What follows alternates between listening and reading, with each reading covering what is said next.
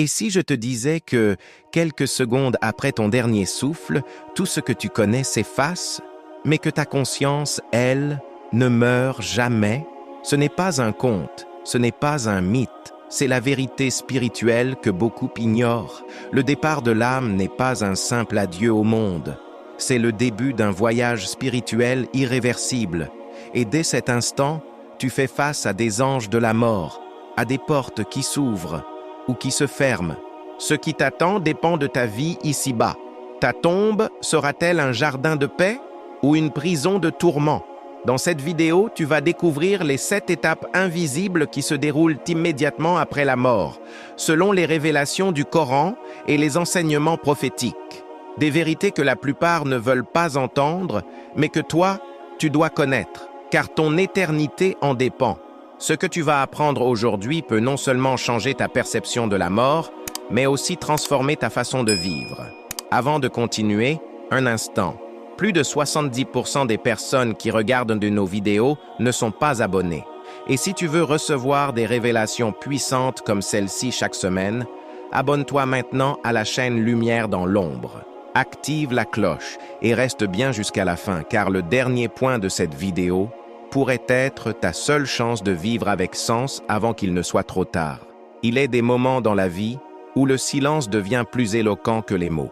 Le moment de la mort, cet instant si redouté et pourtant inévitable, marque l'entrée dans un voyage spirituel que nul ne peut éviter. Lorsque le départ de l'âme s'annonce, les signes sont là, subtils mais réels. Pour celui qui a vécu en paix avec Allah subhanahu wa ta'ala, l'âme quitte le corps comme une goutte d'eau glissant d'une feuille. C'est une libération douce, presque poétique. En revanche, pour le mécréant, l'âme est arrachée avec violence, comme de la laine déchirée dans un buisson épineux, une image que le prophète Muhammad sallallahu alayhi wa sallam a utilisée pour faire frissonner les cœurs insouciants. Ce passage vers l'éternité est bien plus qu'une simple séparation entre corps et esprit. C'est un révélateur de notre jugement spirituel. C'est ici que commence la vraie vie, celle de l'au-delà, celle qui ne connaît ni sommeil ni oubli. Ceux qui, de leur vivant, ont nourri leur foi par des prières sincères, des actes de charité constants et une invocation des vivants tournés vers le bien, ressentiront la sérénité. Mais pour ceux qui ont oublié le rappel, refusé la vérité et éteint leur lumière intérieure, les anges de la mort apparaîtront sous une forme redoutable, arrachant l'âme dans l'effroi. Et pourtant, ce moment peut être préparé. Il ne suffit pas de craindre la mort, il faut s'y préparer comme on prépare un voyage, avec foi, bagage spirituel et provision de bonnes actions. Le voyage spirituel ne commence pas à l'agonie, il commence aujourd'hui, à chaque prière que l'on accomplit, à chaque injustice que l'on évite, à chaque larme versée dans le secret de la nuit en invoquant Allah subhanahu wa ta'ala. Et cette conscience, cette lucidité face à notre finitude nous pousse à mieux vivre, à rechercher la lumière plutôt que les ténèbres. Souvent, les proches ignorent ce qui se joue lors des derniers instants, mais les anges, eux, sont déjà présents. Il y a ceux qui prennent l'âme avec douceur, l'enveloppant dans un tissu céleste parfumé, comme décrit dans plusieurs hadiths. Et il y a ceux qui la saisissent avec dureté, la frappant et l'enchaînant. C'est une scène invisible, mais terriblement réelle. Le croyant ressent déjà les premières brises du paradis, tandis que le mécréant perçoit les prémices de Barzakh, cet état intermédiaire où tout sera pesé, où chaque souffle prendra son sens. Tu vois, mon frère, ma sœur, parler de la mort, ce n'est pas sombrer dans le pessimisme, c'est se réveiller de l'insouciance. C'est comprendre que notre âme ne nous appartient pas, qu'elle est un dépôt qu'il faudra rendre. Et cette prise de conscience transforme le quotidien. Chaque jour devient une occasion de mieux mourir, car au fond, apprendre à bien mourir, c'est apprendre à bien vivre. Et maintenant que l'âme a quitté le corps, que se passe-t-il ensuite? Eh bien, c'est là que tout commence. Une fois que l'âme a quitté le corps, elle ne reste pas seule dans ce passage vers l'invisible. C'est à ce moment crucial que les anges de la mort se présentent. Mais attention, leur visage ne reflète pas simplement leur nature céleste. Il est le miroir de la vie du défunt. Le croyant est accueilli par des visages rayonnants, des présences pleines de douceur et de lumière. Leur salutation n'est pas seulement verbale, elle est vibrante de paix. C'est une étreinte céleste, un accueil digne d'un serviteur aimé d'Allah subhanahu wa ta'ala. En revanche, le mécréant ou le négligent dans sa foi verra apparaître des figures sombres, menaçantes, porteurs d'une justice implacable. Ces anges ne viennent pas pour consoler, mais pour exécuter un décret redouté. Imagine un instant, après ton dernier souffle, tu entends un murmure, puis une lumière descend, douce comme l'aube pour l'un, brûlante comme un incendie pour l'autre. Cette vision de l'au-delà commence déjà ici. Le croyant ressent la chaleur du divin, alors que le pécheur est saisi d'un froid glaçant, d'une peur qui ne peut être exprimée. Le voyage spirituel se poursuit, mais cette première rencontre est déterminante. Elle imprime dans l'âme la certitude de ce qu'elle a semé. Comme le rappelle le Coran, Sourate Al-Anfal 50, les anges disent aux injustes « Sortez vos âmes, aujourd'hui vous serez récompensés d'un châtiment humiliant ». C'est ici que la réalité spirituelle éclate. Ceux qui, durant leur vie, ont entretenu une relation sincère avec Allah subhanahu wa ta'ala, voient leurs anges comme des amis retrouvés. Ce sont ceux qui ont récité le Coran avec amour, fait des prières pour les morts, des invocations des vivants et des actes de charité discrets mais puissants.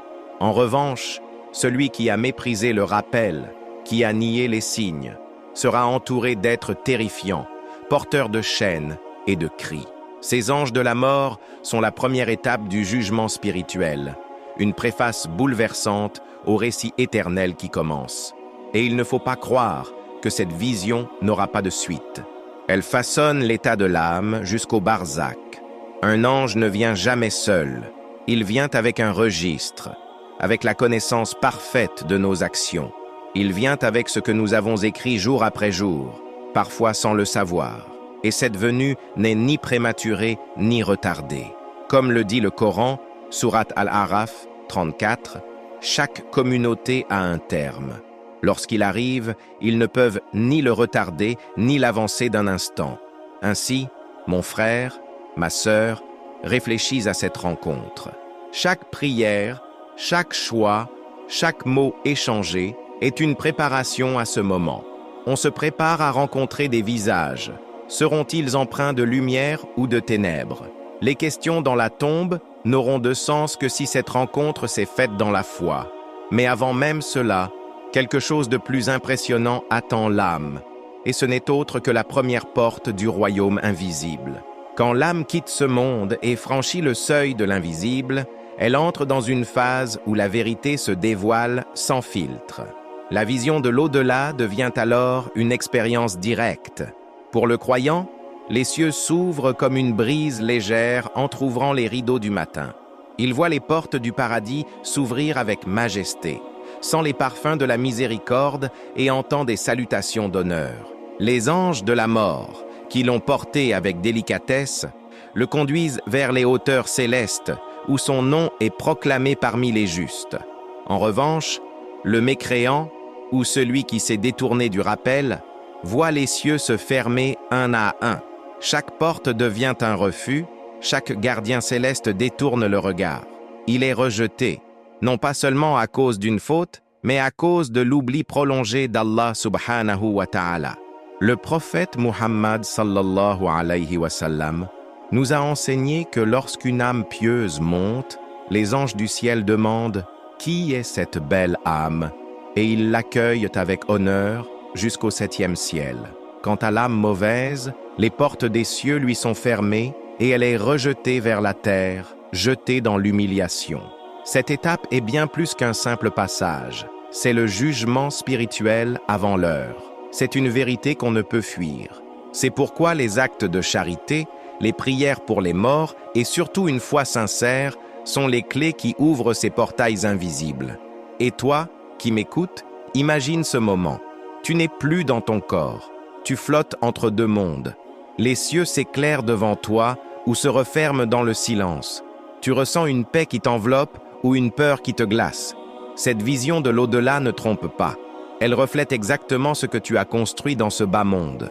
Chaque fois que tu as dit « Bismillah », chaque fois que tu as souri à un frère, chaque invocation des vivants que tu as prononcée pour les autres, tout cela devient lumière. Mais chaque trahison, chaque oubli de la prière, chaque nuit de négligence, tout cela devient un poids qui ferme les cieux. Le Coran dit dans la sourate Al-Mu'minun 23, 99, 100, lorsque la mort vient à l'un d'eux, il dit « Seigneur, fais-moi revenir. Peut-être ferai-je le bien dans ce que j'ai laissé. » Mais il est trop tard. Une barrière est dressée, un barzakh impénétrable jusqu'au jour de la résurrection. Ce verset glace le cœur, mais réveille-la. Il nous rappelle que le moment de la mort n'est pas une fin, mais un départ de l'âme vers une réalité plus tranchante que le fil de l'épée. Et maintenant, cette âme rejetée ou accueillie entre dans une étape décisive, l'attente entre deux mondes, un lieu de préparation ou de tourment. Ce lieu mystérieux que le prophète Muhammad sallallahu alayhi wa sallam a appelé barzakh nous attend tous. Une fois la traversée des cieux achevée ou brutalement interrompue, l'âme est conduite vers un lieu intermédiaire dont peu de gens parlent avec clarté. Barzakh. Ce mot résonne comme un mystère, une barrière entre deux réalités. Ce n'est ni le monde des vivants, ni encore le jugement dernier, mais un espace suspendu où l'âme attend et ressent. Pour certains, c'est un jardin parfumé, empli de lumière, de paix et de sérénité. Pour d'autres, c'est un gouffre d'angoisse, une obscurité suffocante, une prison de l'attente où les remords hurlent plus fort que les flammes. Barzakh reflète tout simplement la vie que nous avons menée sur terre. Les enseignements du prophète Muhammad sallallahu alayhi wa sallam sont limpides à ce sujet. L'âme du croyant est placée dans une demeure de lumière. Ses œuvres l'entourent. Elle sent déjà le parfum du paradis. Quant au mécréant, son âme est enfermée dans un espace sombre et écrasant, exposée au feu, regrettant chaque moment de la mort vécue 100 fois. Cette étape n'est pas un mythe. Elle est rapportée dans les hadiths authentiques et soulignée par le Coran, notamment dans la sourate Al-Mu'minun 23100, où il est dit qu'un barzakh existe jusqu'au jour de la résurrection.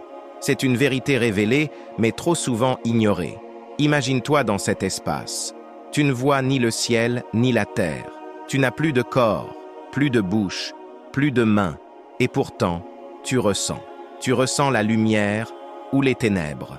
Tu ressens la paix ou le tourment. Tu entends des voix, peut-être des prières pour les morts faites par tes proches, ou le silence total de l'oubli. Car dans Barzakh, les invocations des vivants ont un poids immense. Chaque supplication, chaque lecture de Coran, chaque aumône en ton nom peut transformer ton séjour dans ce lieu invisible. Oui, tu n'es pas totalement seul. Et c'est ici que la vraie solitude ou la vraie compagnie commence. L'âme est accompagnée par ses œuvres. Les bonnes œuvres deviennent une belle présence, un vêtement chaud, une douce parole. Les mauvaises deviennent un monstre qui effraie, qui pousse au désespoir. Voilà pourquoi les actes de charité, les invocations des vivants et même les petits gestes faits en secret prennent une valeur éternelle. Chaque sourire offert pour Allah subhanahu wa ta'ala, chaque larme versée par amour pour le Créateur, devient un compagnon bienveillant dans ce monde parallèle. Mais la plus redoutable des étapes est encore à venir. Dans cette attente silencieuse, un tremblement approche. Deux êtres se présentent, et ils n'ont rien d'ordinaire. Ils viennent poser des questions dans la tombe, des questions dont dépend le reste de l'éternité. Et c'est là que l'âme découvre si Barzakh est un prélude à la félicité ou à la punition. Dans le silence oppressant de la tombe, lorsque les pas des proches s'éloignent et que la dernière pelletée de terre retombe sur le cercueil, commence une épreuve que nul ne peut éviter. Deux anges, majestueux et redoutables, Munkar et Nakir, apparaissent. Leur mission est divine, leur présence bouleversante. Ils ne posent que 3 questions, mais ces questions dans la tombe ont le poids de toute une vie. Qui est ton Seigneur? Quelle est ta religion? Qui est ton prophète? Pour le croyant, ces réponses viennent naturellement portées par une vie de foi. Mais pour le mécréant ou le négligent, ces mots deviennent confus, inaccessibles. C'est là que commence une autre forme de jugement. Le prophète Muhammad sallallahu alayhi wa sallam nous a avertis. Cette épreuve de la tombe est plus redoutable que beaucoup ne l'imaginent. Le croyant verra sa tombe s'élargir, illuminée de lumière céleste, et une porte s'ouvrira vers le paradis, tandis que l'autre, incapable de répondre, verra sa tombe se resserrer jusqu'à écraser ses côtes, comme l'étreinte d'un monde invisible et implacable. Ce n'est pas une fiction, c'est une vérité rapportée dans les hadiths les plus authentiques. Et cela commence aussitôt après que l'âme a quitté le corps et que l'invocation des vivants cesse de résonner. Cette scène n'est pas là pour nous effrayer sans raison, mais pour nous réveiller. Car les réponses ne se préparent pas avec les lèvres, mais avec le cœur. Celui qui a aimé Allah subhanahu wa ta'ala, qui a suivi le prophète Muhammad sallallahu alayhi wa sallam, qui a prié sincèrement, qui a fait des actes de charité, celui-là répondra comme un élève bien préparé. Mais celui qui a vécu dans l'insouciance, qui a négligé les prières pour les morts, qui a méprisé le voyage spirituel de la vie, découvrira que le silence est son seul compagnon. Les savants nous rappellent que chaque jour est une répétition de cet examen. Chaque prière est une affirmation de foi, chaque verset récité est une réponse répétée. Et pourtant, beaucoup vivent comme si cette rencontre n'avait jamais lieu. Le moment de la mort devient alors une surprise brutale, une rupture sans préparation. Or, la vie est l'entraînement pour ce dialogue céleste. Même les 7 premières nuits qui suivent l'enterrement sont influencées par la sincérité de ces réponses, car elles ouvrent la porte à la paix ou au supplice. Et ce n'est pas tout, car après l'interrogatoire de Munkar et Nakir, vient une période cruciale, souvent négligée mais profondément spirituelle, celle des 7 premières nuits. Une période où l'âme commence à percevoir sa condition véritable, où les prières pour les morts deviennent un baume ou un cri dans le désert. Et c'est vers cette nuit obscure ou lumineuse que nous allons maintenant. Les 7 premières nuits après l'enterrement sont parmi les plus décisives pour l'âme. Peu en parlent, peu en mesurent l'intensité. Pourtant, c'est durant ces nuits silencieuses que la vérité de la tombe se révèle. Le croyant, dont l'âme a répondu aux questions dans la tombe avec certitude et lumière, voit sa sépulture se transformer. Elle devient un jardin d'émeraude, une lumière douce entoure son être, et les anges veillent sur lui avec tendresse. Chaque souffle qu'il prenait autrefois dans la prière, chaque acte de charité qu'il avait accompli, chaque invocation des vivants qu'il avait inspiré, tout cela devient une couverture de paix dans ce lieu d'attente. Mais pour le mécréant ou celui qui vivait sans conscience de l'au-delà, ces nuits sont des nuits d'angoisse. La tombe devient étroite, les ténèbres l'envahissent et une chaleur écrasante l'enveloppe. L'âme entend le fracas des portes fermées du ciel, ressent la solitude de Barzakh comme une prison froide. Il supplie, mais nul ne l'entend, sauf Allah subhanahu wa ta'ala. Et pourtant, quelque chose d'extraordinaire peut encore se produire. Les prières pour les morts prononcées par les proches, les larmes sincères des enfants, les dons faits en son nom, peuvent apaiser cette douleur, ouvrir une brèche dans l'obscurité. C'est pourquoi il est essentiel, pour les vivants, de ne jamais oublier leur mort. Ces 7 premières nuits sont un moment où la voix du cœur peut traverser les mondes. Une sourate al-Fatiha récitée avec amour, une aumône donnée en silence, une nuit passée à prier pour l'âme d'un défunt, tout cela est plus puissant qu'un monument de marbre. Le prophète Muhammad sallallahu alayhi wa sallam nous a enseigné que, lorsqu'un homme meurt, ses œuvres cessent, sauf 3, une aumône continue, un savoir bénéfique ou un enfant pieux qui prie pour lui. Sahih Muslim. Ces nuits ne sont pas seulement un test pour le mort, mais un rappel spirituel pour les vivants. Car nous aussi, un jour, serons seuls dans cette obscurité, attendant que ceux que nous avons aimés se souviennent de nous par leurs actes. Chaque nuit, le destin de l'âme peut s'adoucir ou s'alourdir. Les anges enregistrent, Allah subhanahu wa ta'ala observe, et les conséquences s'étendent jusqu'au jugement spirituel final. Le voyage spirituel ne fait que commencer, mais il révèle déjà les fruits ou les épines de toute une existence. Et si ces 7 nuits marquent l'installation de l'âme dans son nouvel état, il reste un lien puissant qui peut encore transformer son destin, les vivants. Oui, ceux qui respirent encore ceux qui marchent sur terre, ont entre leurs mains une clé pour offrir la lumière même dans la tombe. Et c'est justement à ce lien ultime que nous allons maintenant. Trop de gens pensent que la mort met fin à toute interaction. Pourtant, l'ultime lien entre les vivants et les morts est plus réel, plus puissant et plus spirituel qu'on ne l'imagine. Ce lien traverse les mondes, unit les cœurs et agit comme un souffle de lumière dans l'obscurité de la tombe. Pour les âmes en barzakh, chaque invocation des vivants, chaque prière pour les morts, chaque acte de charité accompli en leur nom résonne comme une bénédiction salvatrice. C'est une pluie de miséricorde qui descend sur leur demeure invisible. Et cette réalité, le prophète Muhammad sallallahu alayhi wa sallam nous l'a transmise avec une clarté bouleversante. Il a dit « Certes, les aumônes atteignent les morts comme l'eau éteint le feu », rapporté par Al-Bayhaqi. Imagine cela, un simple repas offert à un orphelin, une mosquée financée en mémoire d'un parent, un Coran distribué à ceux qui ne savent pas lire. Tout cela se transforme en lumière dans la tombe.